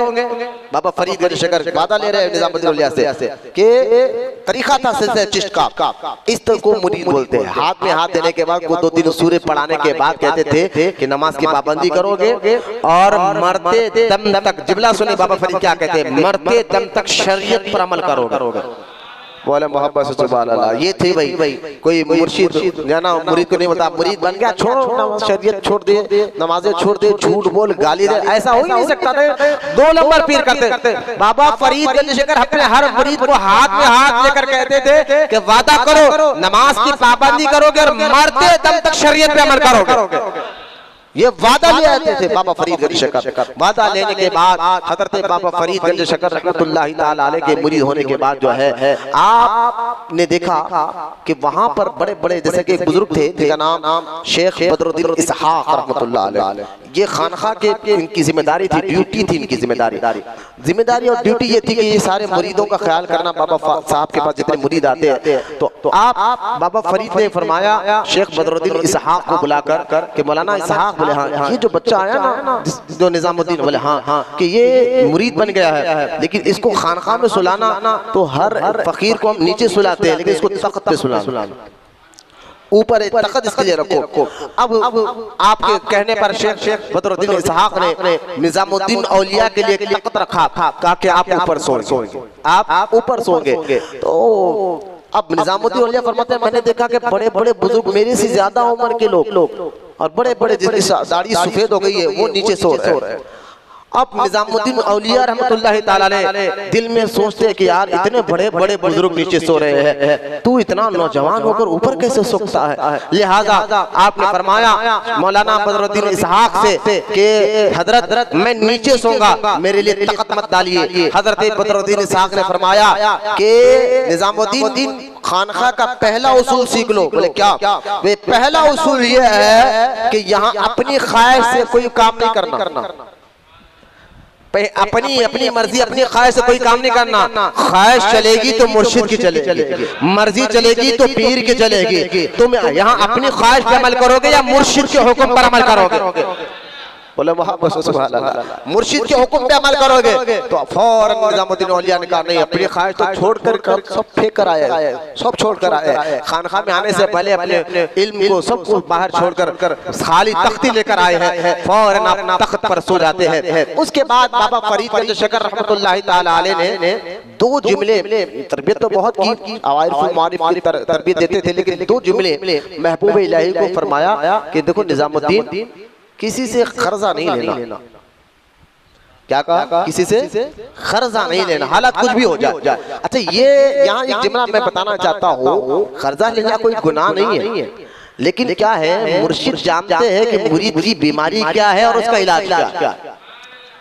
तो कुछ खास मुरीद होते हैं जो तालिब मौला होते हैं, तो उनके अंदर से वो बीमारी निकालकर उनको अल्लाह तक पहुंचाना चाहते हैं। तो ये मुर्शिद जो मुरीद को जो कहते हैं, हर एक के लिए नहीं कहते, कुछ खास मुरीदों के लिए बात कही जाती है, खास मुरीदों के लिए बात कही जाती है। तो फरमा महबूब इलाही को बाबा फरीद ने दो चीजें जहन में रखो, एक कर्जा नहीं लेना, और दूसरा जो है यानी कर्जे के साथ साथ जो तुमने जिसे कोई अमानत तो वापस कर दो, अमानत यानी कर्जा लिया वापस कर दो। और दूसरा जो है, तुम जो है लोगों की तकलीफों पर सब्र करना, अगर कोई तुम्हें तकलीफ दे तो क्या करना? सब्र करना। हजरत बाबा फरीद गंज शकर रहमतुल्लाहि अलैहि ये फरमान मैंने जहन दिल दिमाग में बिठा लिया। उसके बाद हुआ ये कि एक मर्तबा, क्योंकि मेरी जिम्मेदारी थी, हाय हाय निज़ामुद्दीन औलिया फरमाते मेरी जिम्मेदारी ये थी खानखा में, कहाँ गए वो दिन, ऐसे लोग, ऐसे बुजुर्ग, ऐसे तालिब इल्म, आज तो हम टाइम पे आने के लिए तड़प रहे। हज़रत निज़ामुद्दीन औलिया फरमाते कि मेरी जिम्मेदारी थी कि मैं मेरे बड़े बड़े बुजुर्गों को देखा खानखा में, कोई लकड़ी तोड़कर लाता है जंगल में जाकर, और कोई जो है बाजार जाकर सौदा लेकर आता है, क्योंकि खानखा में लोगों को खाना खिलाया जाता था। और महबूब इलाही कहते हैं मैं जिस देगची पर खाना या सालन पकता था उसमें लकड़ी डाली जाती थी, तो मेरा काम आग को तेज करना था। है बोलो क्या कहा, ऐसे काम कहाँ होते यार खानखा में, प्लेट उठाने हमें शर्म आती है। यहाँ शर्म को, हया को खत्म कर जब फना पीर से तलब सिर्फ अल्लाह के लिए कर रहा है, दौलत के लिए, पैसे के लिए, ताबीज के लिए नहीं, अल्लाह के लिए बना। तो हज़रत महबूब इलाही फरमाते कि मेरा जिम्मेदारी थी कि मुर्शिद का जो खाना बनता था तो मैं आग को तेज हवा करता था, मेरी ड्यूटी थी। और एक मर्तबा हुआ यूं कि कई दिन तक कभी हालात ऐसे भी होते खानखा में कि नमक नहीं होता, तो मैंने बाजू वाले से कर्जे के तौर पर नमक लिया, और नमक लेकर जो है पीर के खाने में मिलाया, और जब खाना पेश किया गया बाबा फरीद गंज शकर के सामने, तो बाबा फरीद गंज शकर ने जैसा ही निवाला हाथ में उठाया, फरमान निजामुद्दीन आज हमें इस खाने में शक सा मालूम होता है, शक सा मालूम होता है। अब कहा हुजूर फला ने लकड़ी तोड़ी है, फला ने चावल लाया है, इस गुलाम ने अपने हाथ से खाना बनाया है, आका इसमें कोई मशकूस चीज, गलत चीज मिले भी नहीं है। कहा नहीं, बताओ इसके अंदर नमक था? बोले हाँ नमक मिला हुआ है। कहा नमक तो खानखा में खत्म हो गया, लाया कहाँ से? कहा लाया कहाँ से? कहा हुजूर मुझे बर्दाश्त नहीं हुआ, आपके लिए मैंने नमक बाजू से उधार लिया। मैंने कहा निजामुद्दीन फरमाते बाबा फरीद ने कहा कि निजामुद्दीन मैंने यही तो कहा था ना कि कर्जा नहीं लेना। निजामुद्दीन औलिया फरमाते हुजूर आज के बाद मैं तौबा करता हूँ, कभी कर्जा नहीं लूंगा, क्योंकि निजामुद्दीन मुझे बार कर्जा लेने की आदत थी, बार मुझे कर्जा लेने की आदत थी, तो अब पहली आदत मैंने खत्म कर दी। उसके बाद कुछ दिन तरबियत होने के बाद टोटल महबूब इलाही निजामुद्दीन औलिया रहमतुल्लाहि ताला अलैह टोटल जो है 10 मर्तबा बाबा दिल्ली से पाक पटन गए। कितने मर्तबा? कितने? 10 मर्तबा गए दिल्ली से पाक पटन, 10 मर्तबा निजामुद्दीन औलिया अपने मुर्शिद से मुलाकात करने गए। और खुद निजामुद्दीन औलिया फरमाते हैं इन 10 मर्तबा में 3 मर्तबा तो जाहिरी जिंदगी में गया, 3 मर्तबा जाहिरी जिंदगी में गया, और 7 मर्तबा आपके उर्स में गया हो। अगर मज़ारात पर जाना शिर्क होता, हराम होता, ऐसे बड़े बड़े अकाबिर दिल्ली का उस दौर में महीनों का सफर कर एक मज़ार खबर की ज़ियारत करना, अगर पूजा होती खबर की ज़ियारत करना, माज़ल्ला जो आज बदअक़ीदा वहाबी बच्चों को भटका कर कहते हैं खबर पूजो। मैंने कहा निजामुद्दीन औलिया तो 7 मर्तबा दिल्ली से पाक पटन गए, बोलना सुभान अल्लाह, 7 मर्तबा गए। किस लिए? अपने मुर्शिद के रोजे की ज़ियारत के लिए। आज भी उनका मज़ार दिल्ली में चमक रहा है। कोई कह सकता है निज़ामुद्दीन के माज़अल्लाह वो दोज़खी थे ना, तो लिहाजा अमल जन्नती अकीदे वालों का रखो। मज़ारात की ज़ियारत हराम होती, शिर्क होती, तो क्या बुजुर्गान दिन मैंने कहा जो 13 साल 18 साल में इल्म का ये आलम था निज़ामुद्दीन औलिया का कि पूरे दिल्ली में आपके जैसे पाए का आलिम कोई नजर नहीं आता था। उनको नहीं मालूम था शिर्क क्या है, उनको नहीं मालूम था हराम क्या है, उनको नहीं मालूम था मकरूह क्या है, उनको नहीं मालूम था नाजायज क्या है। तो लिहाजा आज के दौर में कि मज़ारात को ज़ियारत करने वाले को जो कहा जाता है कि शिर्क का काम कर रहे हैं, खबर की पूजा कर रहे हैं, इनके बातों में मताए शहद में जहर दे रहे हैं। मज़ारात की ज़ियारत के लिए तो खुद पीरों के पीर गौसे आज़म दस्तगीर भी जाया करते थे, और मेरे आका और मौला हुजूर रहमत कौनैन सल्लल्लाहु अलैहि वसल्लम भी अपने चाचा सैयदना अमीर हमजा के रोजे की ज़ियारत के लिए जाया करते थे। तो खैर 7 मरतबा उर्स में गए। फरमाते कि जब मैं वापस आया, कहां से पाकपटन से मुरीद बनकर वापस आया, तो मेरी दुनिया की काया पलट गई। बातिन मेरा सुधर चुका था, दिल नरम हो चुका था, अखलाक आ गए थे, मिजाज में नरमी आ गई थी। मैं सबसे पहले 2 आदमी के कर्जा देना था, एक को 20 सिक्के देना था और एक को एक किताब देना था। और मुर्शिद का पहला फरमान कि कर्जा वापस करो, कर्जा लेने और वापस करो, हालात जो भी सब्र करो। तो मैं पहले फरमान के मुताबिक पहले मेहनत किया, 10 सिक्के जमा हुए और 10 सिक्के जमा कर मैं उस गरीब के पास गया जिसे मुझे 20 सिक्के देना था। वो दरवाजा खटखटाया, वो आदमी बाहर आया। निजामुद्दीन औलिया ने फरमाया कि भैया 10 सिक्के रख लीजिए, 20 में आपको देना हो, ये 10 रख लीजिए, इंशाअल्लाह बहुत जल्द और 10 सिक्के भी मैं वापस करो। कर्जा वापस। आज तो बोले आओ, वो हैदराबाद की जुबान में डाला अब्दुल्ला गोल्ड थैले में, ये हाल हो गया। कर्जा ले लेके भी आप दिखाते हो क्या क्या है, कल आओ परसों आओ। तो खैर ये कर्जा लेना कोई गुनाह नहीं है, लेकिन उसको देने के बाद उसको फिराना, उसको टालना, देने की नीयत ही नहीं रखना, यकीन जानिए फिर वो पैसा जो आप घर में कमा रहे हैं उसमें बरकत नहीं रही। किसी का माल हक दबा करके बैठ गए, चाहे तो दे सकते लेकिन देना नहीं चाह रहे, बोले छोड़ो बाद में देखेंगे, बाद में देखेंगे। तो खैर अल्लाह ताला हमारी ऐसे गंदे कामों से हिफाजत फरमाए। महबूब इलाही ने तब 10 सिक्के दिए, क्योंकि आदमी भी पैसे वाला था, जिसे निजामुद्दीन औलिया ने 20 सिक्के दिए थे। उसने जब 10 सिक्के देखा, निजामुद्दीन औलिया को चेहरे को देखा, कहा यार कई लोग लेते भूल जाते और तुम देने आ गए हो, और ये तुम्हारे चेहरे का रंग जो नूर बदला है ना, जरा जी तो बता तुम कहां से आ रहे हो? तो दिल्ली के, मैं जानता हूँ, लेकिन आ कहां से रहे हो? कहा मैं बाबा फरीद के दरबार से मुरीद बनकर आ रहा हूँ। वो आदमी कहता हाँ, तभी तो तब्दीली तुम्हारे अंदर नजर आ रही है, वो नूर तुम्हारे चेहरे पर नजर आ रहा है। बस ये 10 सिक्के दे दिया, अब जाओ उस आस्थाने की बरकत से मैंने 10 सिक्के माफ कर दिया।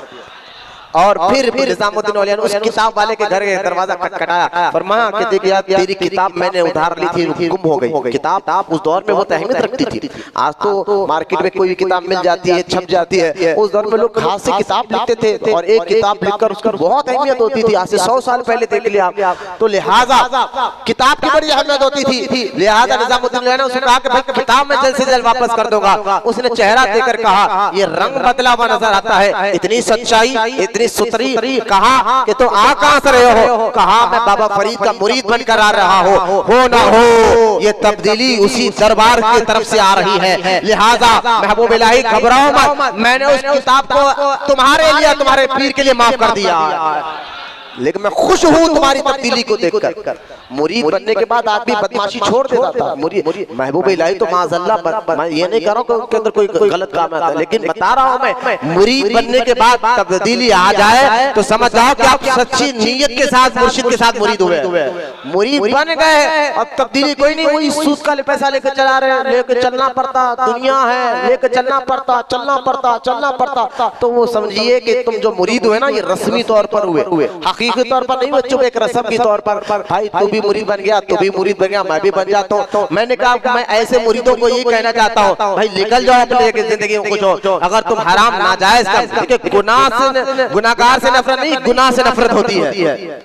ये महबूब इलाही ने हमें सिखाया, गुनाह से नहीं, गुनाहगार से नहीं, गुनाह से नफरत होती है। हजरत महबूब इलाही फरमाते मैं दूसरी मर्तबा ने मुर्शिद के दरबार में हाजिर हुआ, फिर खिदमत करते रहा, फिर वहां से मुर्शिद ने मुझे एक कम्मल अता फरमाई। दूसरी मर्तबा एक कम्मल मुझे अता फरमाई, और वो कम्मल लेकर और कुछ नसीहतें कर कुछ दिन अपने मुर्शिद की खिदमत में रहकर जब मैं दिल्ली से वापस जो है पाकपटन से वापस दिल्ली जब आ रहा था, तो 3 वाक़े निजामुद्दीन औलिया फरमाते मेरे साथ अजीब हुए। 3 चीजें।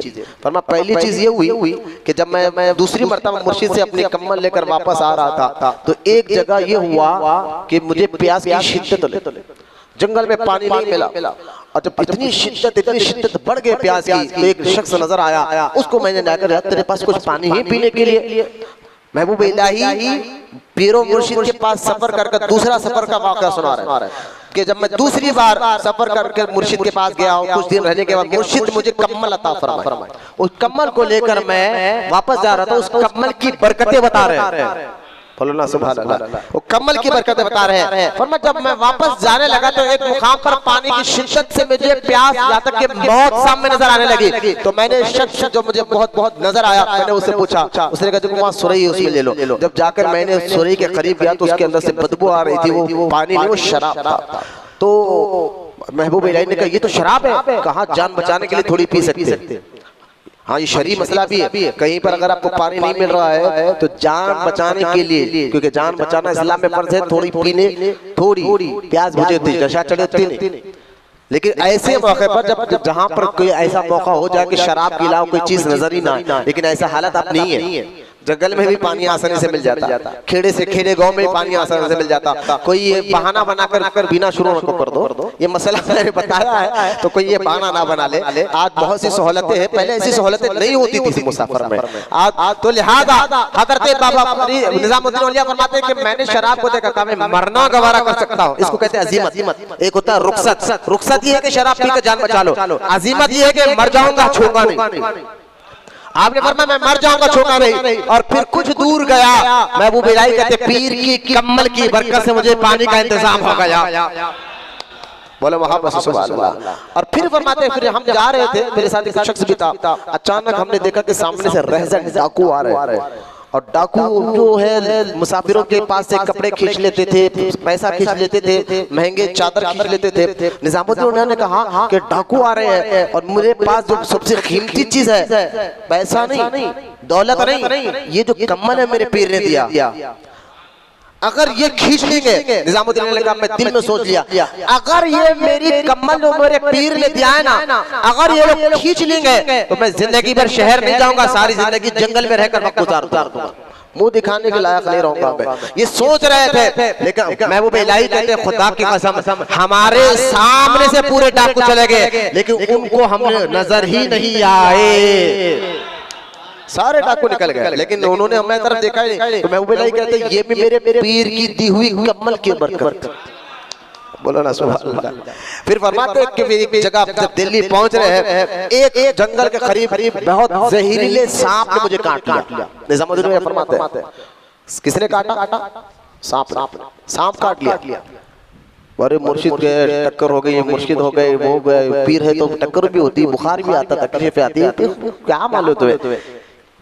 इंसानी बशरियत है, ये कोई फरिश्ते थोड़ा ही है।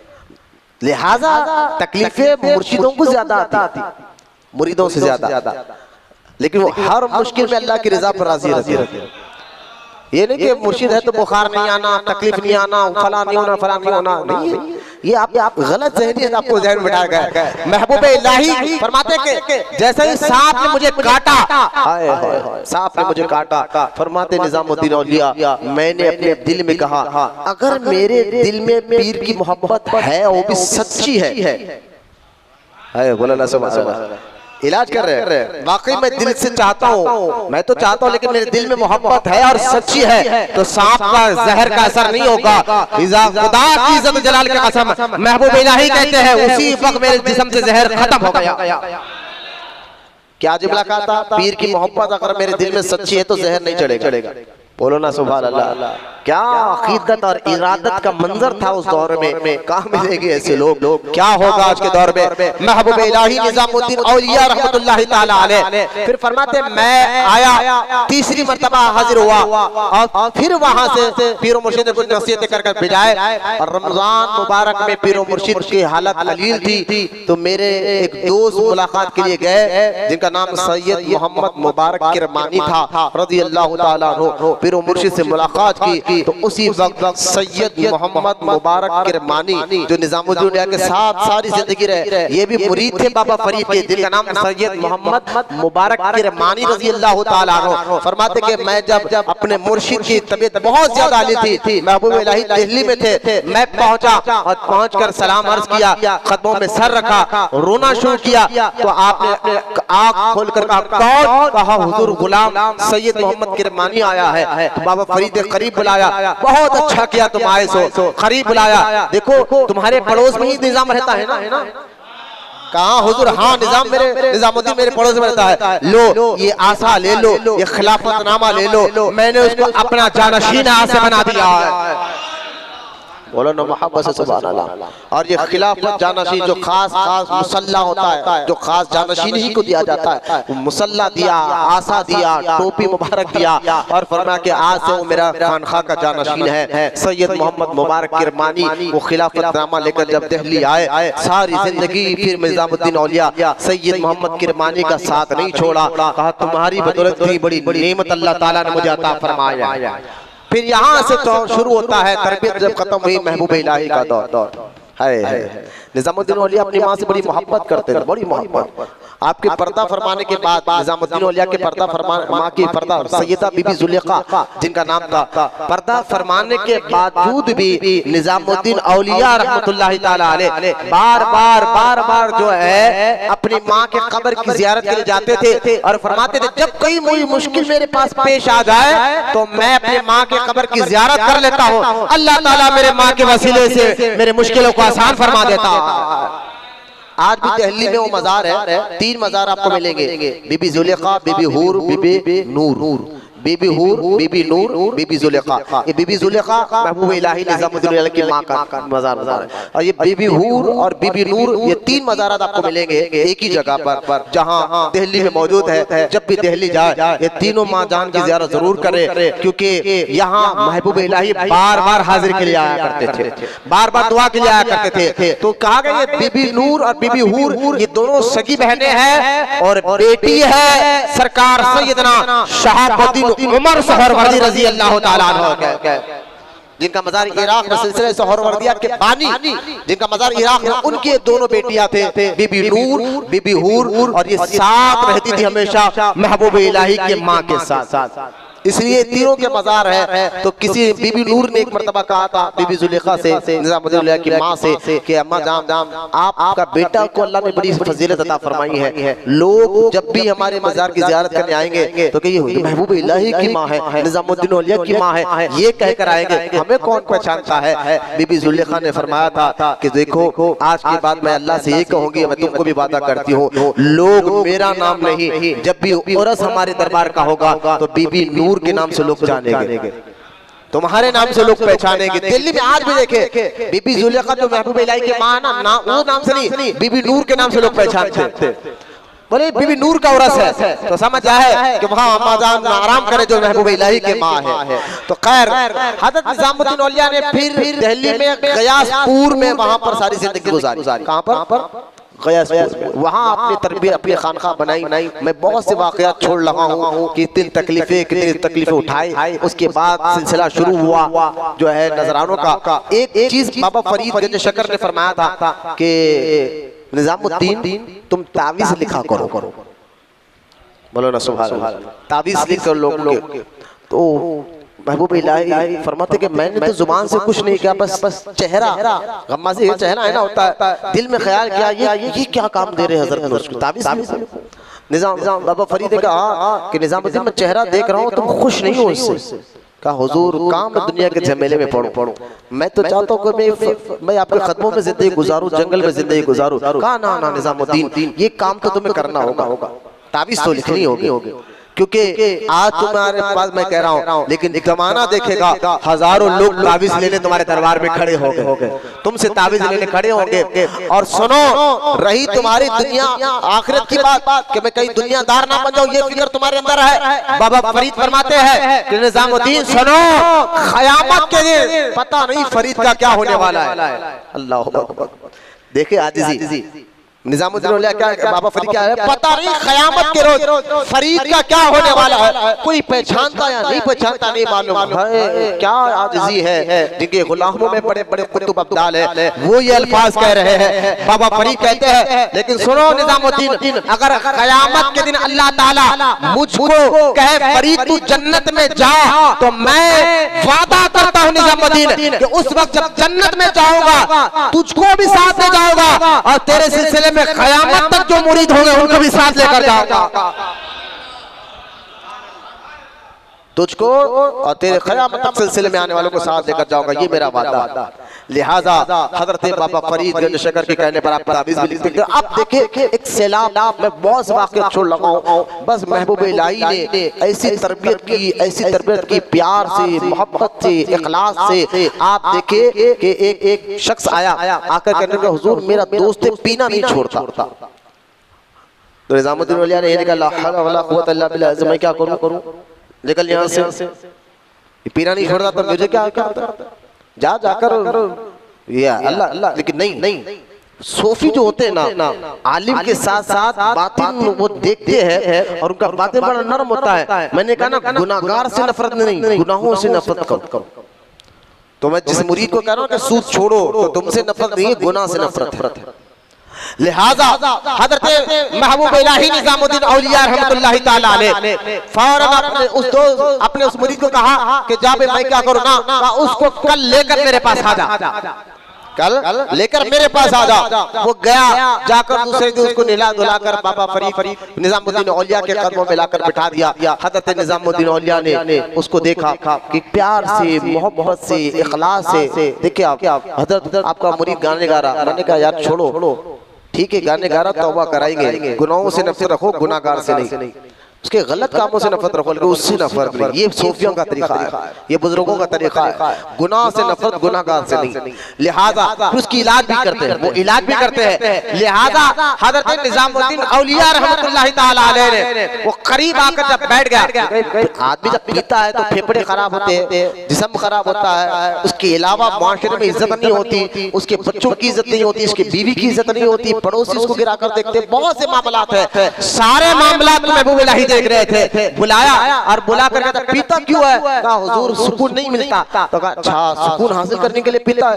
हाँ, एक काम कर, घर जाना जब भी बेचैनी हो तो वुजू कर ले, मतलब हाथ मुंह धो ले, तुझे अल्लाह सुकून अता फरमा दे। सुकून के लिए पीता है ना, वुजू कर ले।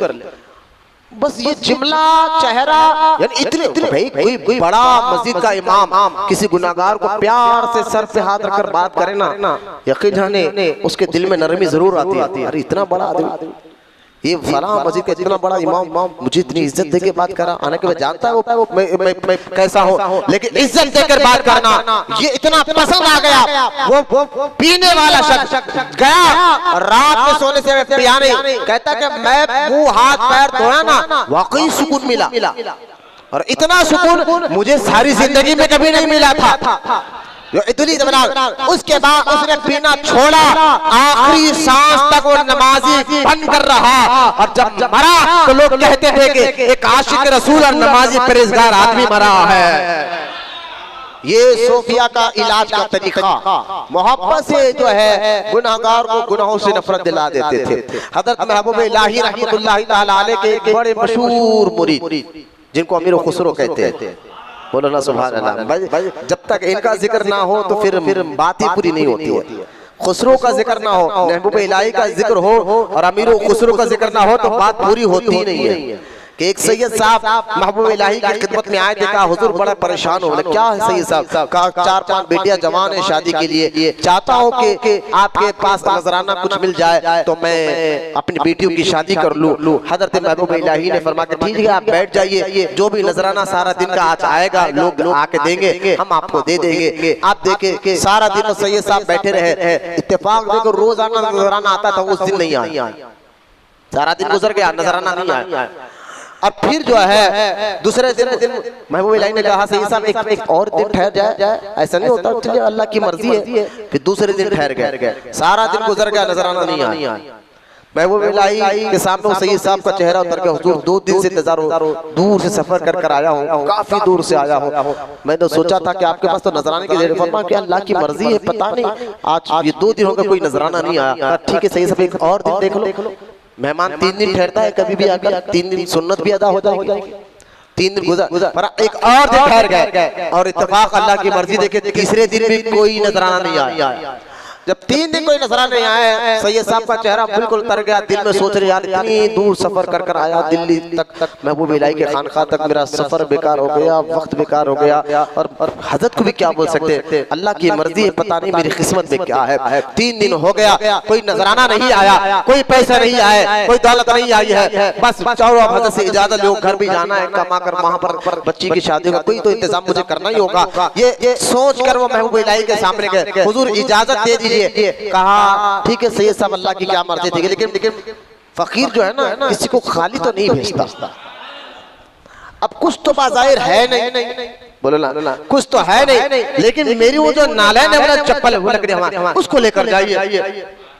कहा हुजूर इसका मेरा क्या काम है? कहा नहीं कुछ तो लेकर जाओ, फकीर के पास कोई खाली नहीं जाता, कुछ तो लेना के जाना होगा। कहा ठीक है, आप वो नालैन लिए और लेकर जो है दिल्ली से निकले और जा रहे अपने मुकाम पर। और यही अमीर खुसरो रहमतुल्लाह ताला अलैह एक जगह से जंग जीतने के बाद 5 लाख सोने के सिक्के और अशरफिया लेकर दिल्ली की तरफ आ रहे हैं। सैयद साहब दिल्ली से लेकर अपने मंजिल की तरफ जा रहे हैं। अमीर खुसरो फरमाते हैं अपने शागिर्दों से कि यार मुझे ऐसा लगता है मेरे पीर के नालैन की खुशबू मुझे महका रही है। मुरीद और शागिर्द ने कहा हुजूर दिल्ली बहुत दूर है अभी। कहा नहीं मुझे तो खुशबू आ रही है। जैसा रास्ता एक ही था, जैसे सैयद साहब आते ही रास्ता मिल गया। आय हाय हाय हाय, आज तो कोई मुरीद चाहता है ना कि मुर्शिद से मुरीद बन गए तो करोड़पति बन जाते, मुरीद बन गए तो फला पैसा आ जाता, दौलत आ जाती, मुश्किलें हट जाते, परेशानियां हट जाते। पहले ऐसा नहीं होता था, वो मुरीद बनते थे ना मुर्शिद से तो सारी दौलत लुटा दिया करते थे, सारा पैसा लुटा दिया करते थे। वो तालिब मौला हुआ करते थे, वो रब को राजी करने वाला काम करते थे, और जिससे रब राजी हो जाता है दुनिया उसके कदमों में आ जाती। लिहाजा तालिब मौला किसको कहते हैं? आप देखे जब वो सैयद साहब को देखा तो अमीर खुसरो ने कहां से आ रहे हो? कहा हुजूर दिल्ली से आ रहा हूं, ऐसा सारा मामला है। तो अच्छा हजरत ने दिया क्या है? हजरत ने दिया क्या है? कहा हजरत ने नालैन दिया है। कहा वो बेचोगे? वो बेचोगे कि यार वो सैयद साहब ने कहा कोई चप्पल भी खरीदता है, वो भी चली हुई घसी हुई, उसको भी कोई खरीदता है। का तेरा काम बेचना है, बेचेगा? कब जरूरतमंद तो हूँ, बच्चियों की शादी कराना गया था इसलिए, अभी है बच्ची टूटी फूटी नालैन शरीफ, मैं तो खुशी दे दूंगा। आप बताओगे देंगे कितना दोगे? अमीर खुसरो ने फरमाया अभी मेरे पास 5 लाख है, सारी दौलत पीर के कदमों में कुर्बान करेगा, अभी 5 लाख है। और फरमाया ये 5 लाख ले ले, अगर आप दिल्ली मेरे साथ वापस चलेंगे ना इससे और डबल दूंगा।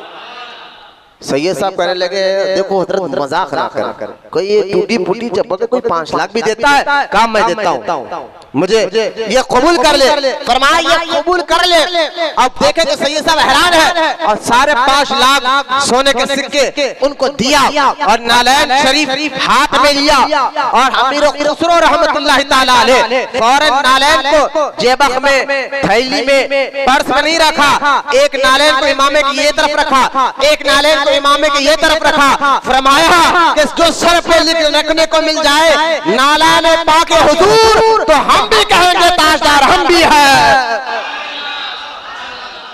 जो सर पे रखने को मिल जाए नालने पाके हुजूर तो हम भी कहेंगे ताजदार हम भी है, ताजदार हम भी है। ये हकीकत होती थी। फना फिल शेख हुआ करते थे लोग, अपने मुर्शिद से फना मोहब्बत में फना हो जाते थे, अपनी ख्वाहिशात अपनी सोच फिक्र को खत्म कर देते थे। लिहाजा हज़रत महबूब इलाही रहमतुल्लाह ताला अलैह को सर पर नाले रखकर अमीर खुसरो रहमतुल्लाह ताला अलैह, ये क्या बातें आप किससे कहानी सुना रहे? आज के दौर में तो ऐसे नहीं, मतलब आज के दौर में तो बस यही मिलता है कि किस खानखा के बागे बड़ी बड़ी कारें हैं, गाड़ियां हैं, और कौन कौन लीडर इनसे मिल जाता, बस इनसे मुरीद हो जाओ, फायदा अपना भी पैदा जो है हो जाता है। लिहाजा ये आज सिर्फ दुनिया तलब करने के लिए मुरीद बना जाता था, पहले मौला को हासिल करने के लिए मुरीद बना जाता था।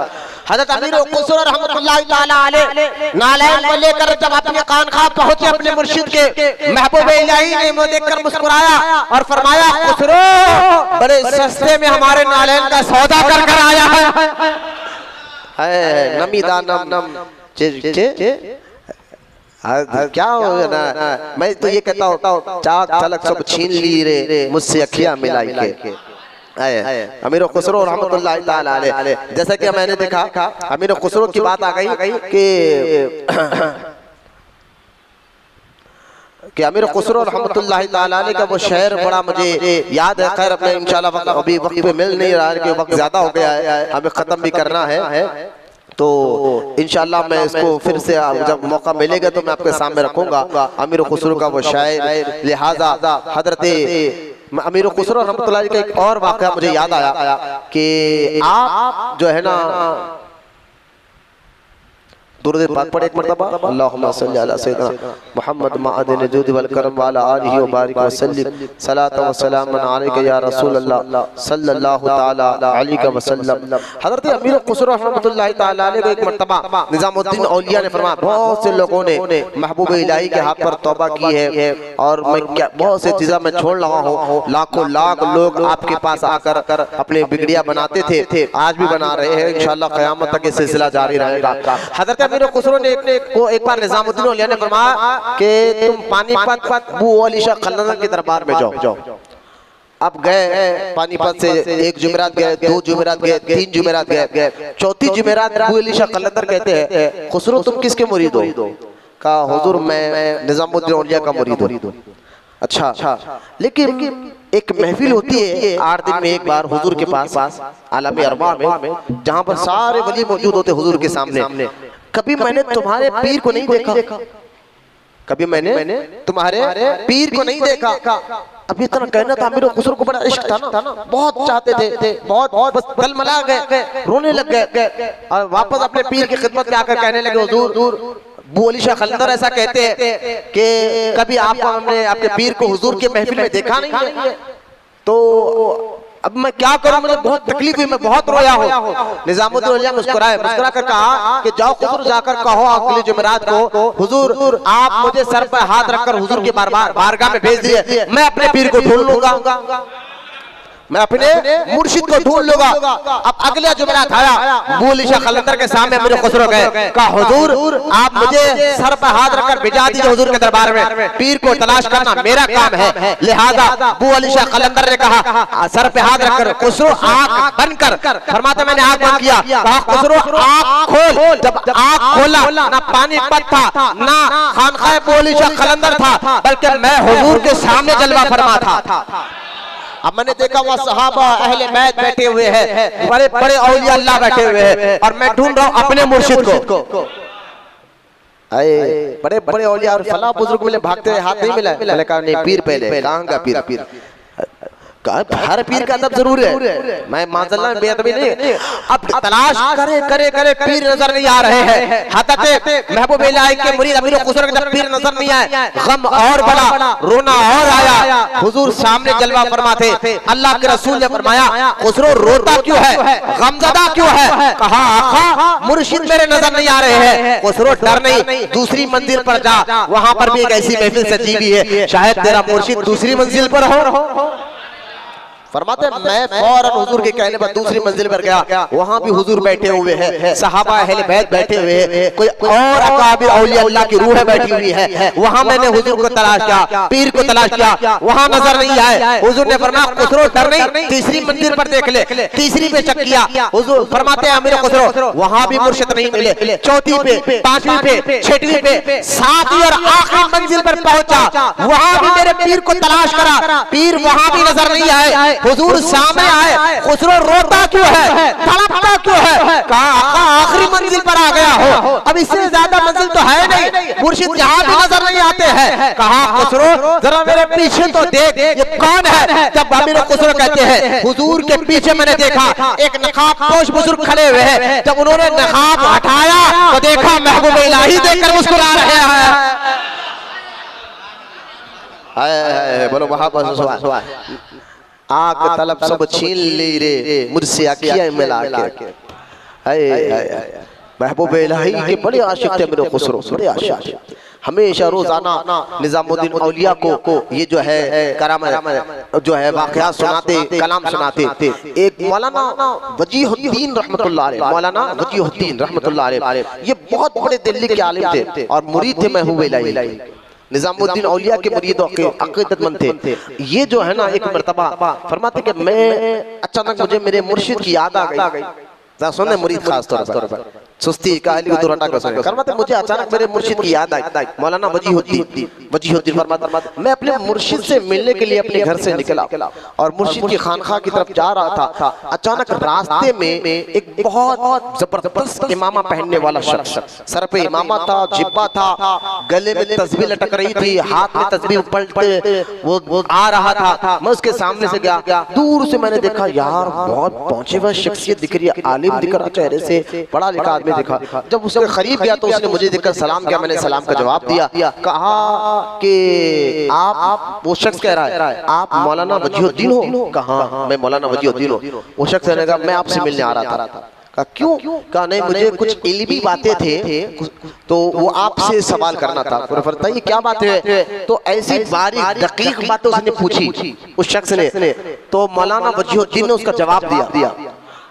अब वो शख्स इतना खुश हो गया कि यार वाकई अल्लाह ने आपको इल्म जबरदस्त दिया, इतना जबरदस्त इल्म कि इतनी बारीक बातें कि जिसको बड़े बड़े उलमा जवाब नहीं दे सके, आपने यूं पे जवाब दे दिया। और फरमाया कि मौलाना वजीहुद्दीन कहते मुझे भी उसके सवाल करने से पता चला कि ये बहुत बड़ा पहुंचा हुआ आलिम है।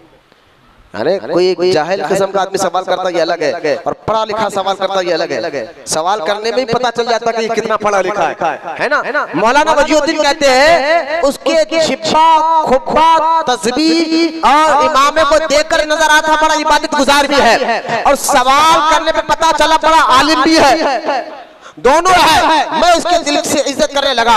फिर उसने पूछा वजीहुद्दीन इधर कहाँ जा रहे हो? कहा अपने मुर्शिद निजामुद्दीन औलिया से मिलने जा रहा हूं। अब इतना सुनना था, वो कहने लगा आप खुद इतने बड़े आलिम, आपको क्या जरूरत है जाने की? समझे भाई? इतनी दौलत है मेरे पास, हजरत मुरीदी से निकाल देता क्या हुआ? जरूरत ही नहीं है मेरे को मुर्शिद की, जरूरत ही नहीं है मेरे को, मैं बहुत पहुंच गया, बहुत पढ़ा गया लिखा। ये होता, ऐसा होता हर मुरीद के साथ, आज भी होता। इसके जरूरत नहीं है, छोड़ो मुरीद लिख देगा तो मेरे को जरूरत ही नहीं है किसी। बहुत आगे मेरे को मालूमात हो गए, मैं पैसा वैसे आ गया, छोड़ दो, सूद नकुलियो बोल रही है, नको करो बोले छोड़ो मुरीद ना। हजरत मौलाना वजीहुद्दीन रहमतुल्लाह ताला अलैह ने फरमाया कि मैं निजामुद्दीन औलिया से मिलने जा रहा हूँ। कहा वो आपसे बड़े आलिम भी नहीं है। वो कह रहा है शख्स आपसे बड़े आलिम भी नहीं है, आप जितने बड़े आलिम, आपको जरूरत क्या उनके पास जाने की? उनको आपके पास आना चाहिए, आप क्यों जा रहे हो वहां पर? लिहाजा आप मत जाइए। हजरत मौलाना वजीहुद्दीन ने कहा देख यार जब से इज्जत कर रहा था जरा जुबान संभाल कर, बोला जुबान संभाल कर, दूर हट। तू क्यों मुझे रोकना चाह रहा है? क्यों मैं अपने मुर्शिद के पास ना जाऊं? इतना कहने के बावजूद भी वो हिम्मत नहीं आ रहा। वो और बोलने लगा कि क्या करते हो जाके, क्या मिलता वहां पर, कौन है तुम्हारा इतना बड़े आलिम? मैंने उसके होलिये को देखा। मौलाना वजीहुद्दीन कहते हैं मैंने होलिये को देखा, दिल्ली का रहने वाला भी नहीं था, होलिया बता रहा था कहीं और से आया है। तो इतना बोलने के बावजूद भी और मेरे पीर की मुकाम शायद डालते ना लोग, तुम्हारे पीर ऐसे शकों में। जब बोलने के बावजूद भी वो बार महबूब इलाही की बुराई करने लगा। हजरत मौलाना वजीहुद्दीन कहते हैं मैं घबराया नहीं, ना मैं बिगड़ा। मैंने कहा ला हौला वला कुव्वता इल्ला बिल्लाहिल अलील अज़ीम। ये लाहौल पढ़ना था, 10 कदम दूर हट गया। वह समझ गया तू है जो मेरे को पीर के पास जाने से रोक रहा था। देखे जुब्बा, खुब्बा, तस्बीह ऐसा बन गया है। आलिम को आलिम बन के भटकाने आया, जाहिल को जाहिल बनकर आता, आलिम को आलिम बनकर आता है शैतान। हदीस पाक में उसकी रोशनी में बात बता रहा हूं। इब्लीस आलिम को आलिम बनकर आता, इंजीनियर को इंजीनियर बनकर आता। तो लिहाजा लेकिन जब बच्चा मुरीद मुर्शिद से सच्ची मोहब्बत करता है ना, फिर ना उस पर नफ्स का असर होता है ना शैतान का असर होता है। शर्त है सच्ची मोहब्बत, अकीदत सच्ची, फिर दूसरी मरतबा लाहौल पढ़ा, दूर हटा, चौथी मरतबा लाहौल पढ़ा, दूर हटकर गायब हो गया। मौलाना मजीउद्दीन कहते मैं अल्लाह का शुक्र अदा कर कर महबूब इलाही के आस्थाने पर पहुंचा।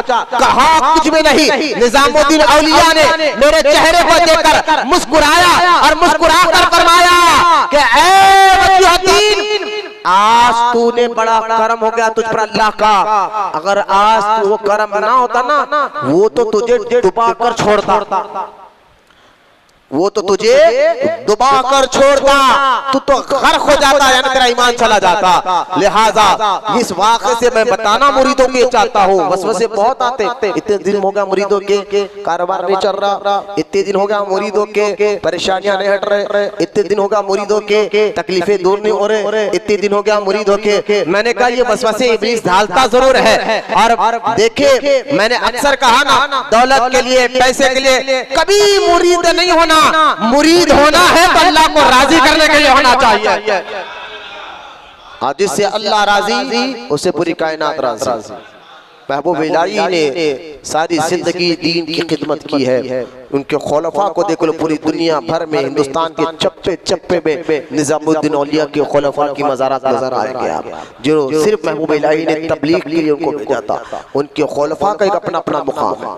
महबूब इलाही के कई खुलफा, कई मुरीद खुतूब के दर्जे पर है। महबूब इलाही के मुरीद, कई मुरीद, एक दो मुरीद, कई मुरीद किस दर्जे पे है? खुतूब का दर्जा, जो मैंने गुज़िश्ता इतवार बताया था, जो खुतूब तो बहुत बड़ा दर्जा होता है। यूं समझे कि इलाके का कमिश्नर, जो उनके मुरीदों में खुतूब है, तो उससे अंदाजा करो कुतुबुल अखलाक निजामुद्दीन औलिया का मुकाम मर्तबा क्या होगा। लिहाजा इनके वाक़यात से हमें मुर्शिद से मोहब्बत सीखने को मिली, इनके वाक़यात से पीर की अक़ीदत सीखने को मिली, इनके वाक़यात से कौम से मोहब्बत की हमें सबक मिला, इनके वाक़यात से हमें दीन समझ में आया, अक़ीदा समझ में आया, अमल समझ में आया। अल्लाह की बारगाह में दुआ करता हूं अल्लाह ताला हम तमाम को कहने सुनने से ज़्यादा अमल की तौफ़ीक़ अता फरमाए। हमारे खानक़ाह महबूब औलिया को दीन 11वीं रात 12वीं तरक्की अता फरमाए। जितने मुरीद और जितने चाहने वाले हैं मौला, इनको भी दुनिया और आखिरत में कामयाबी अता फरमा और इनकी मुश्किलों को आसान फरमा। महबूब इलाही का सदका अता फरमा। ममा अलैना इल्लल बलाग वल्हम्दुलिल्लाहि रब्बिल आलमीन।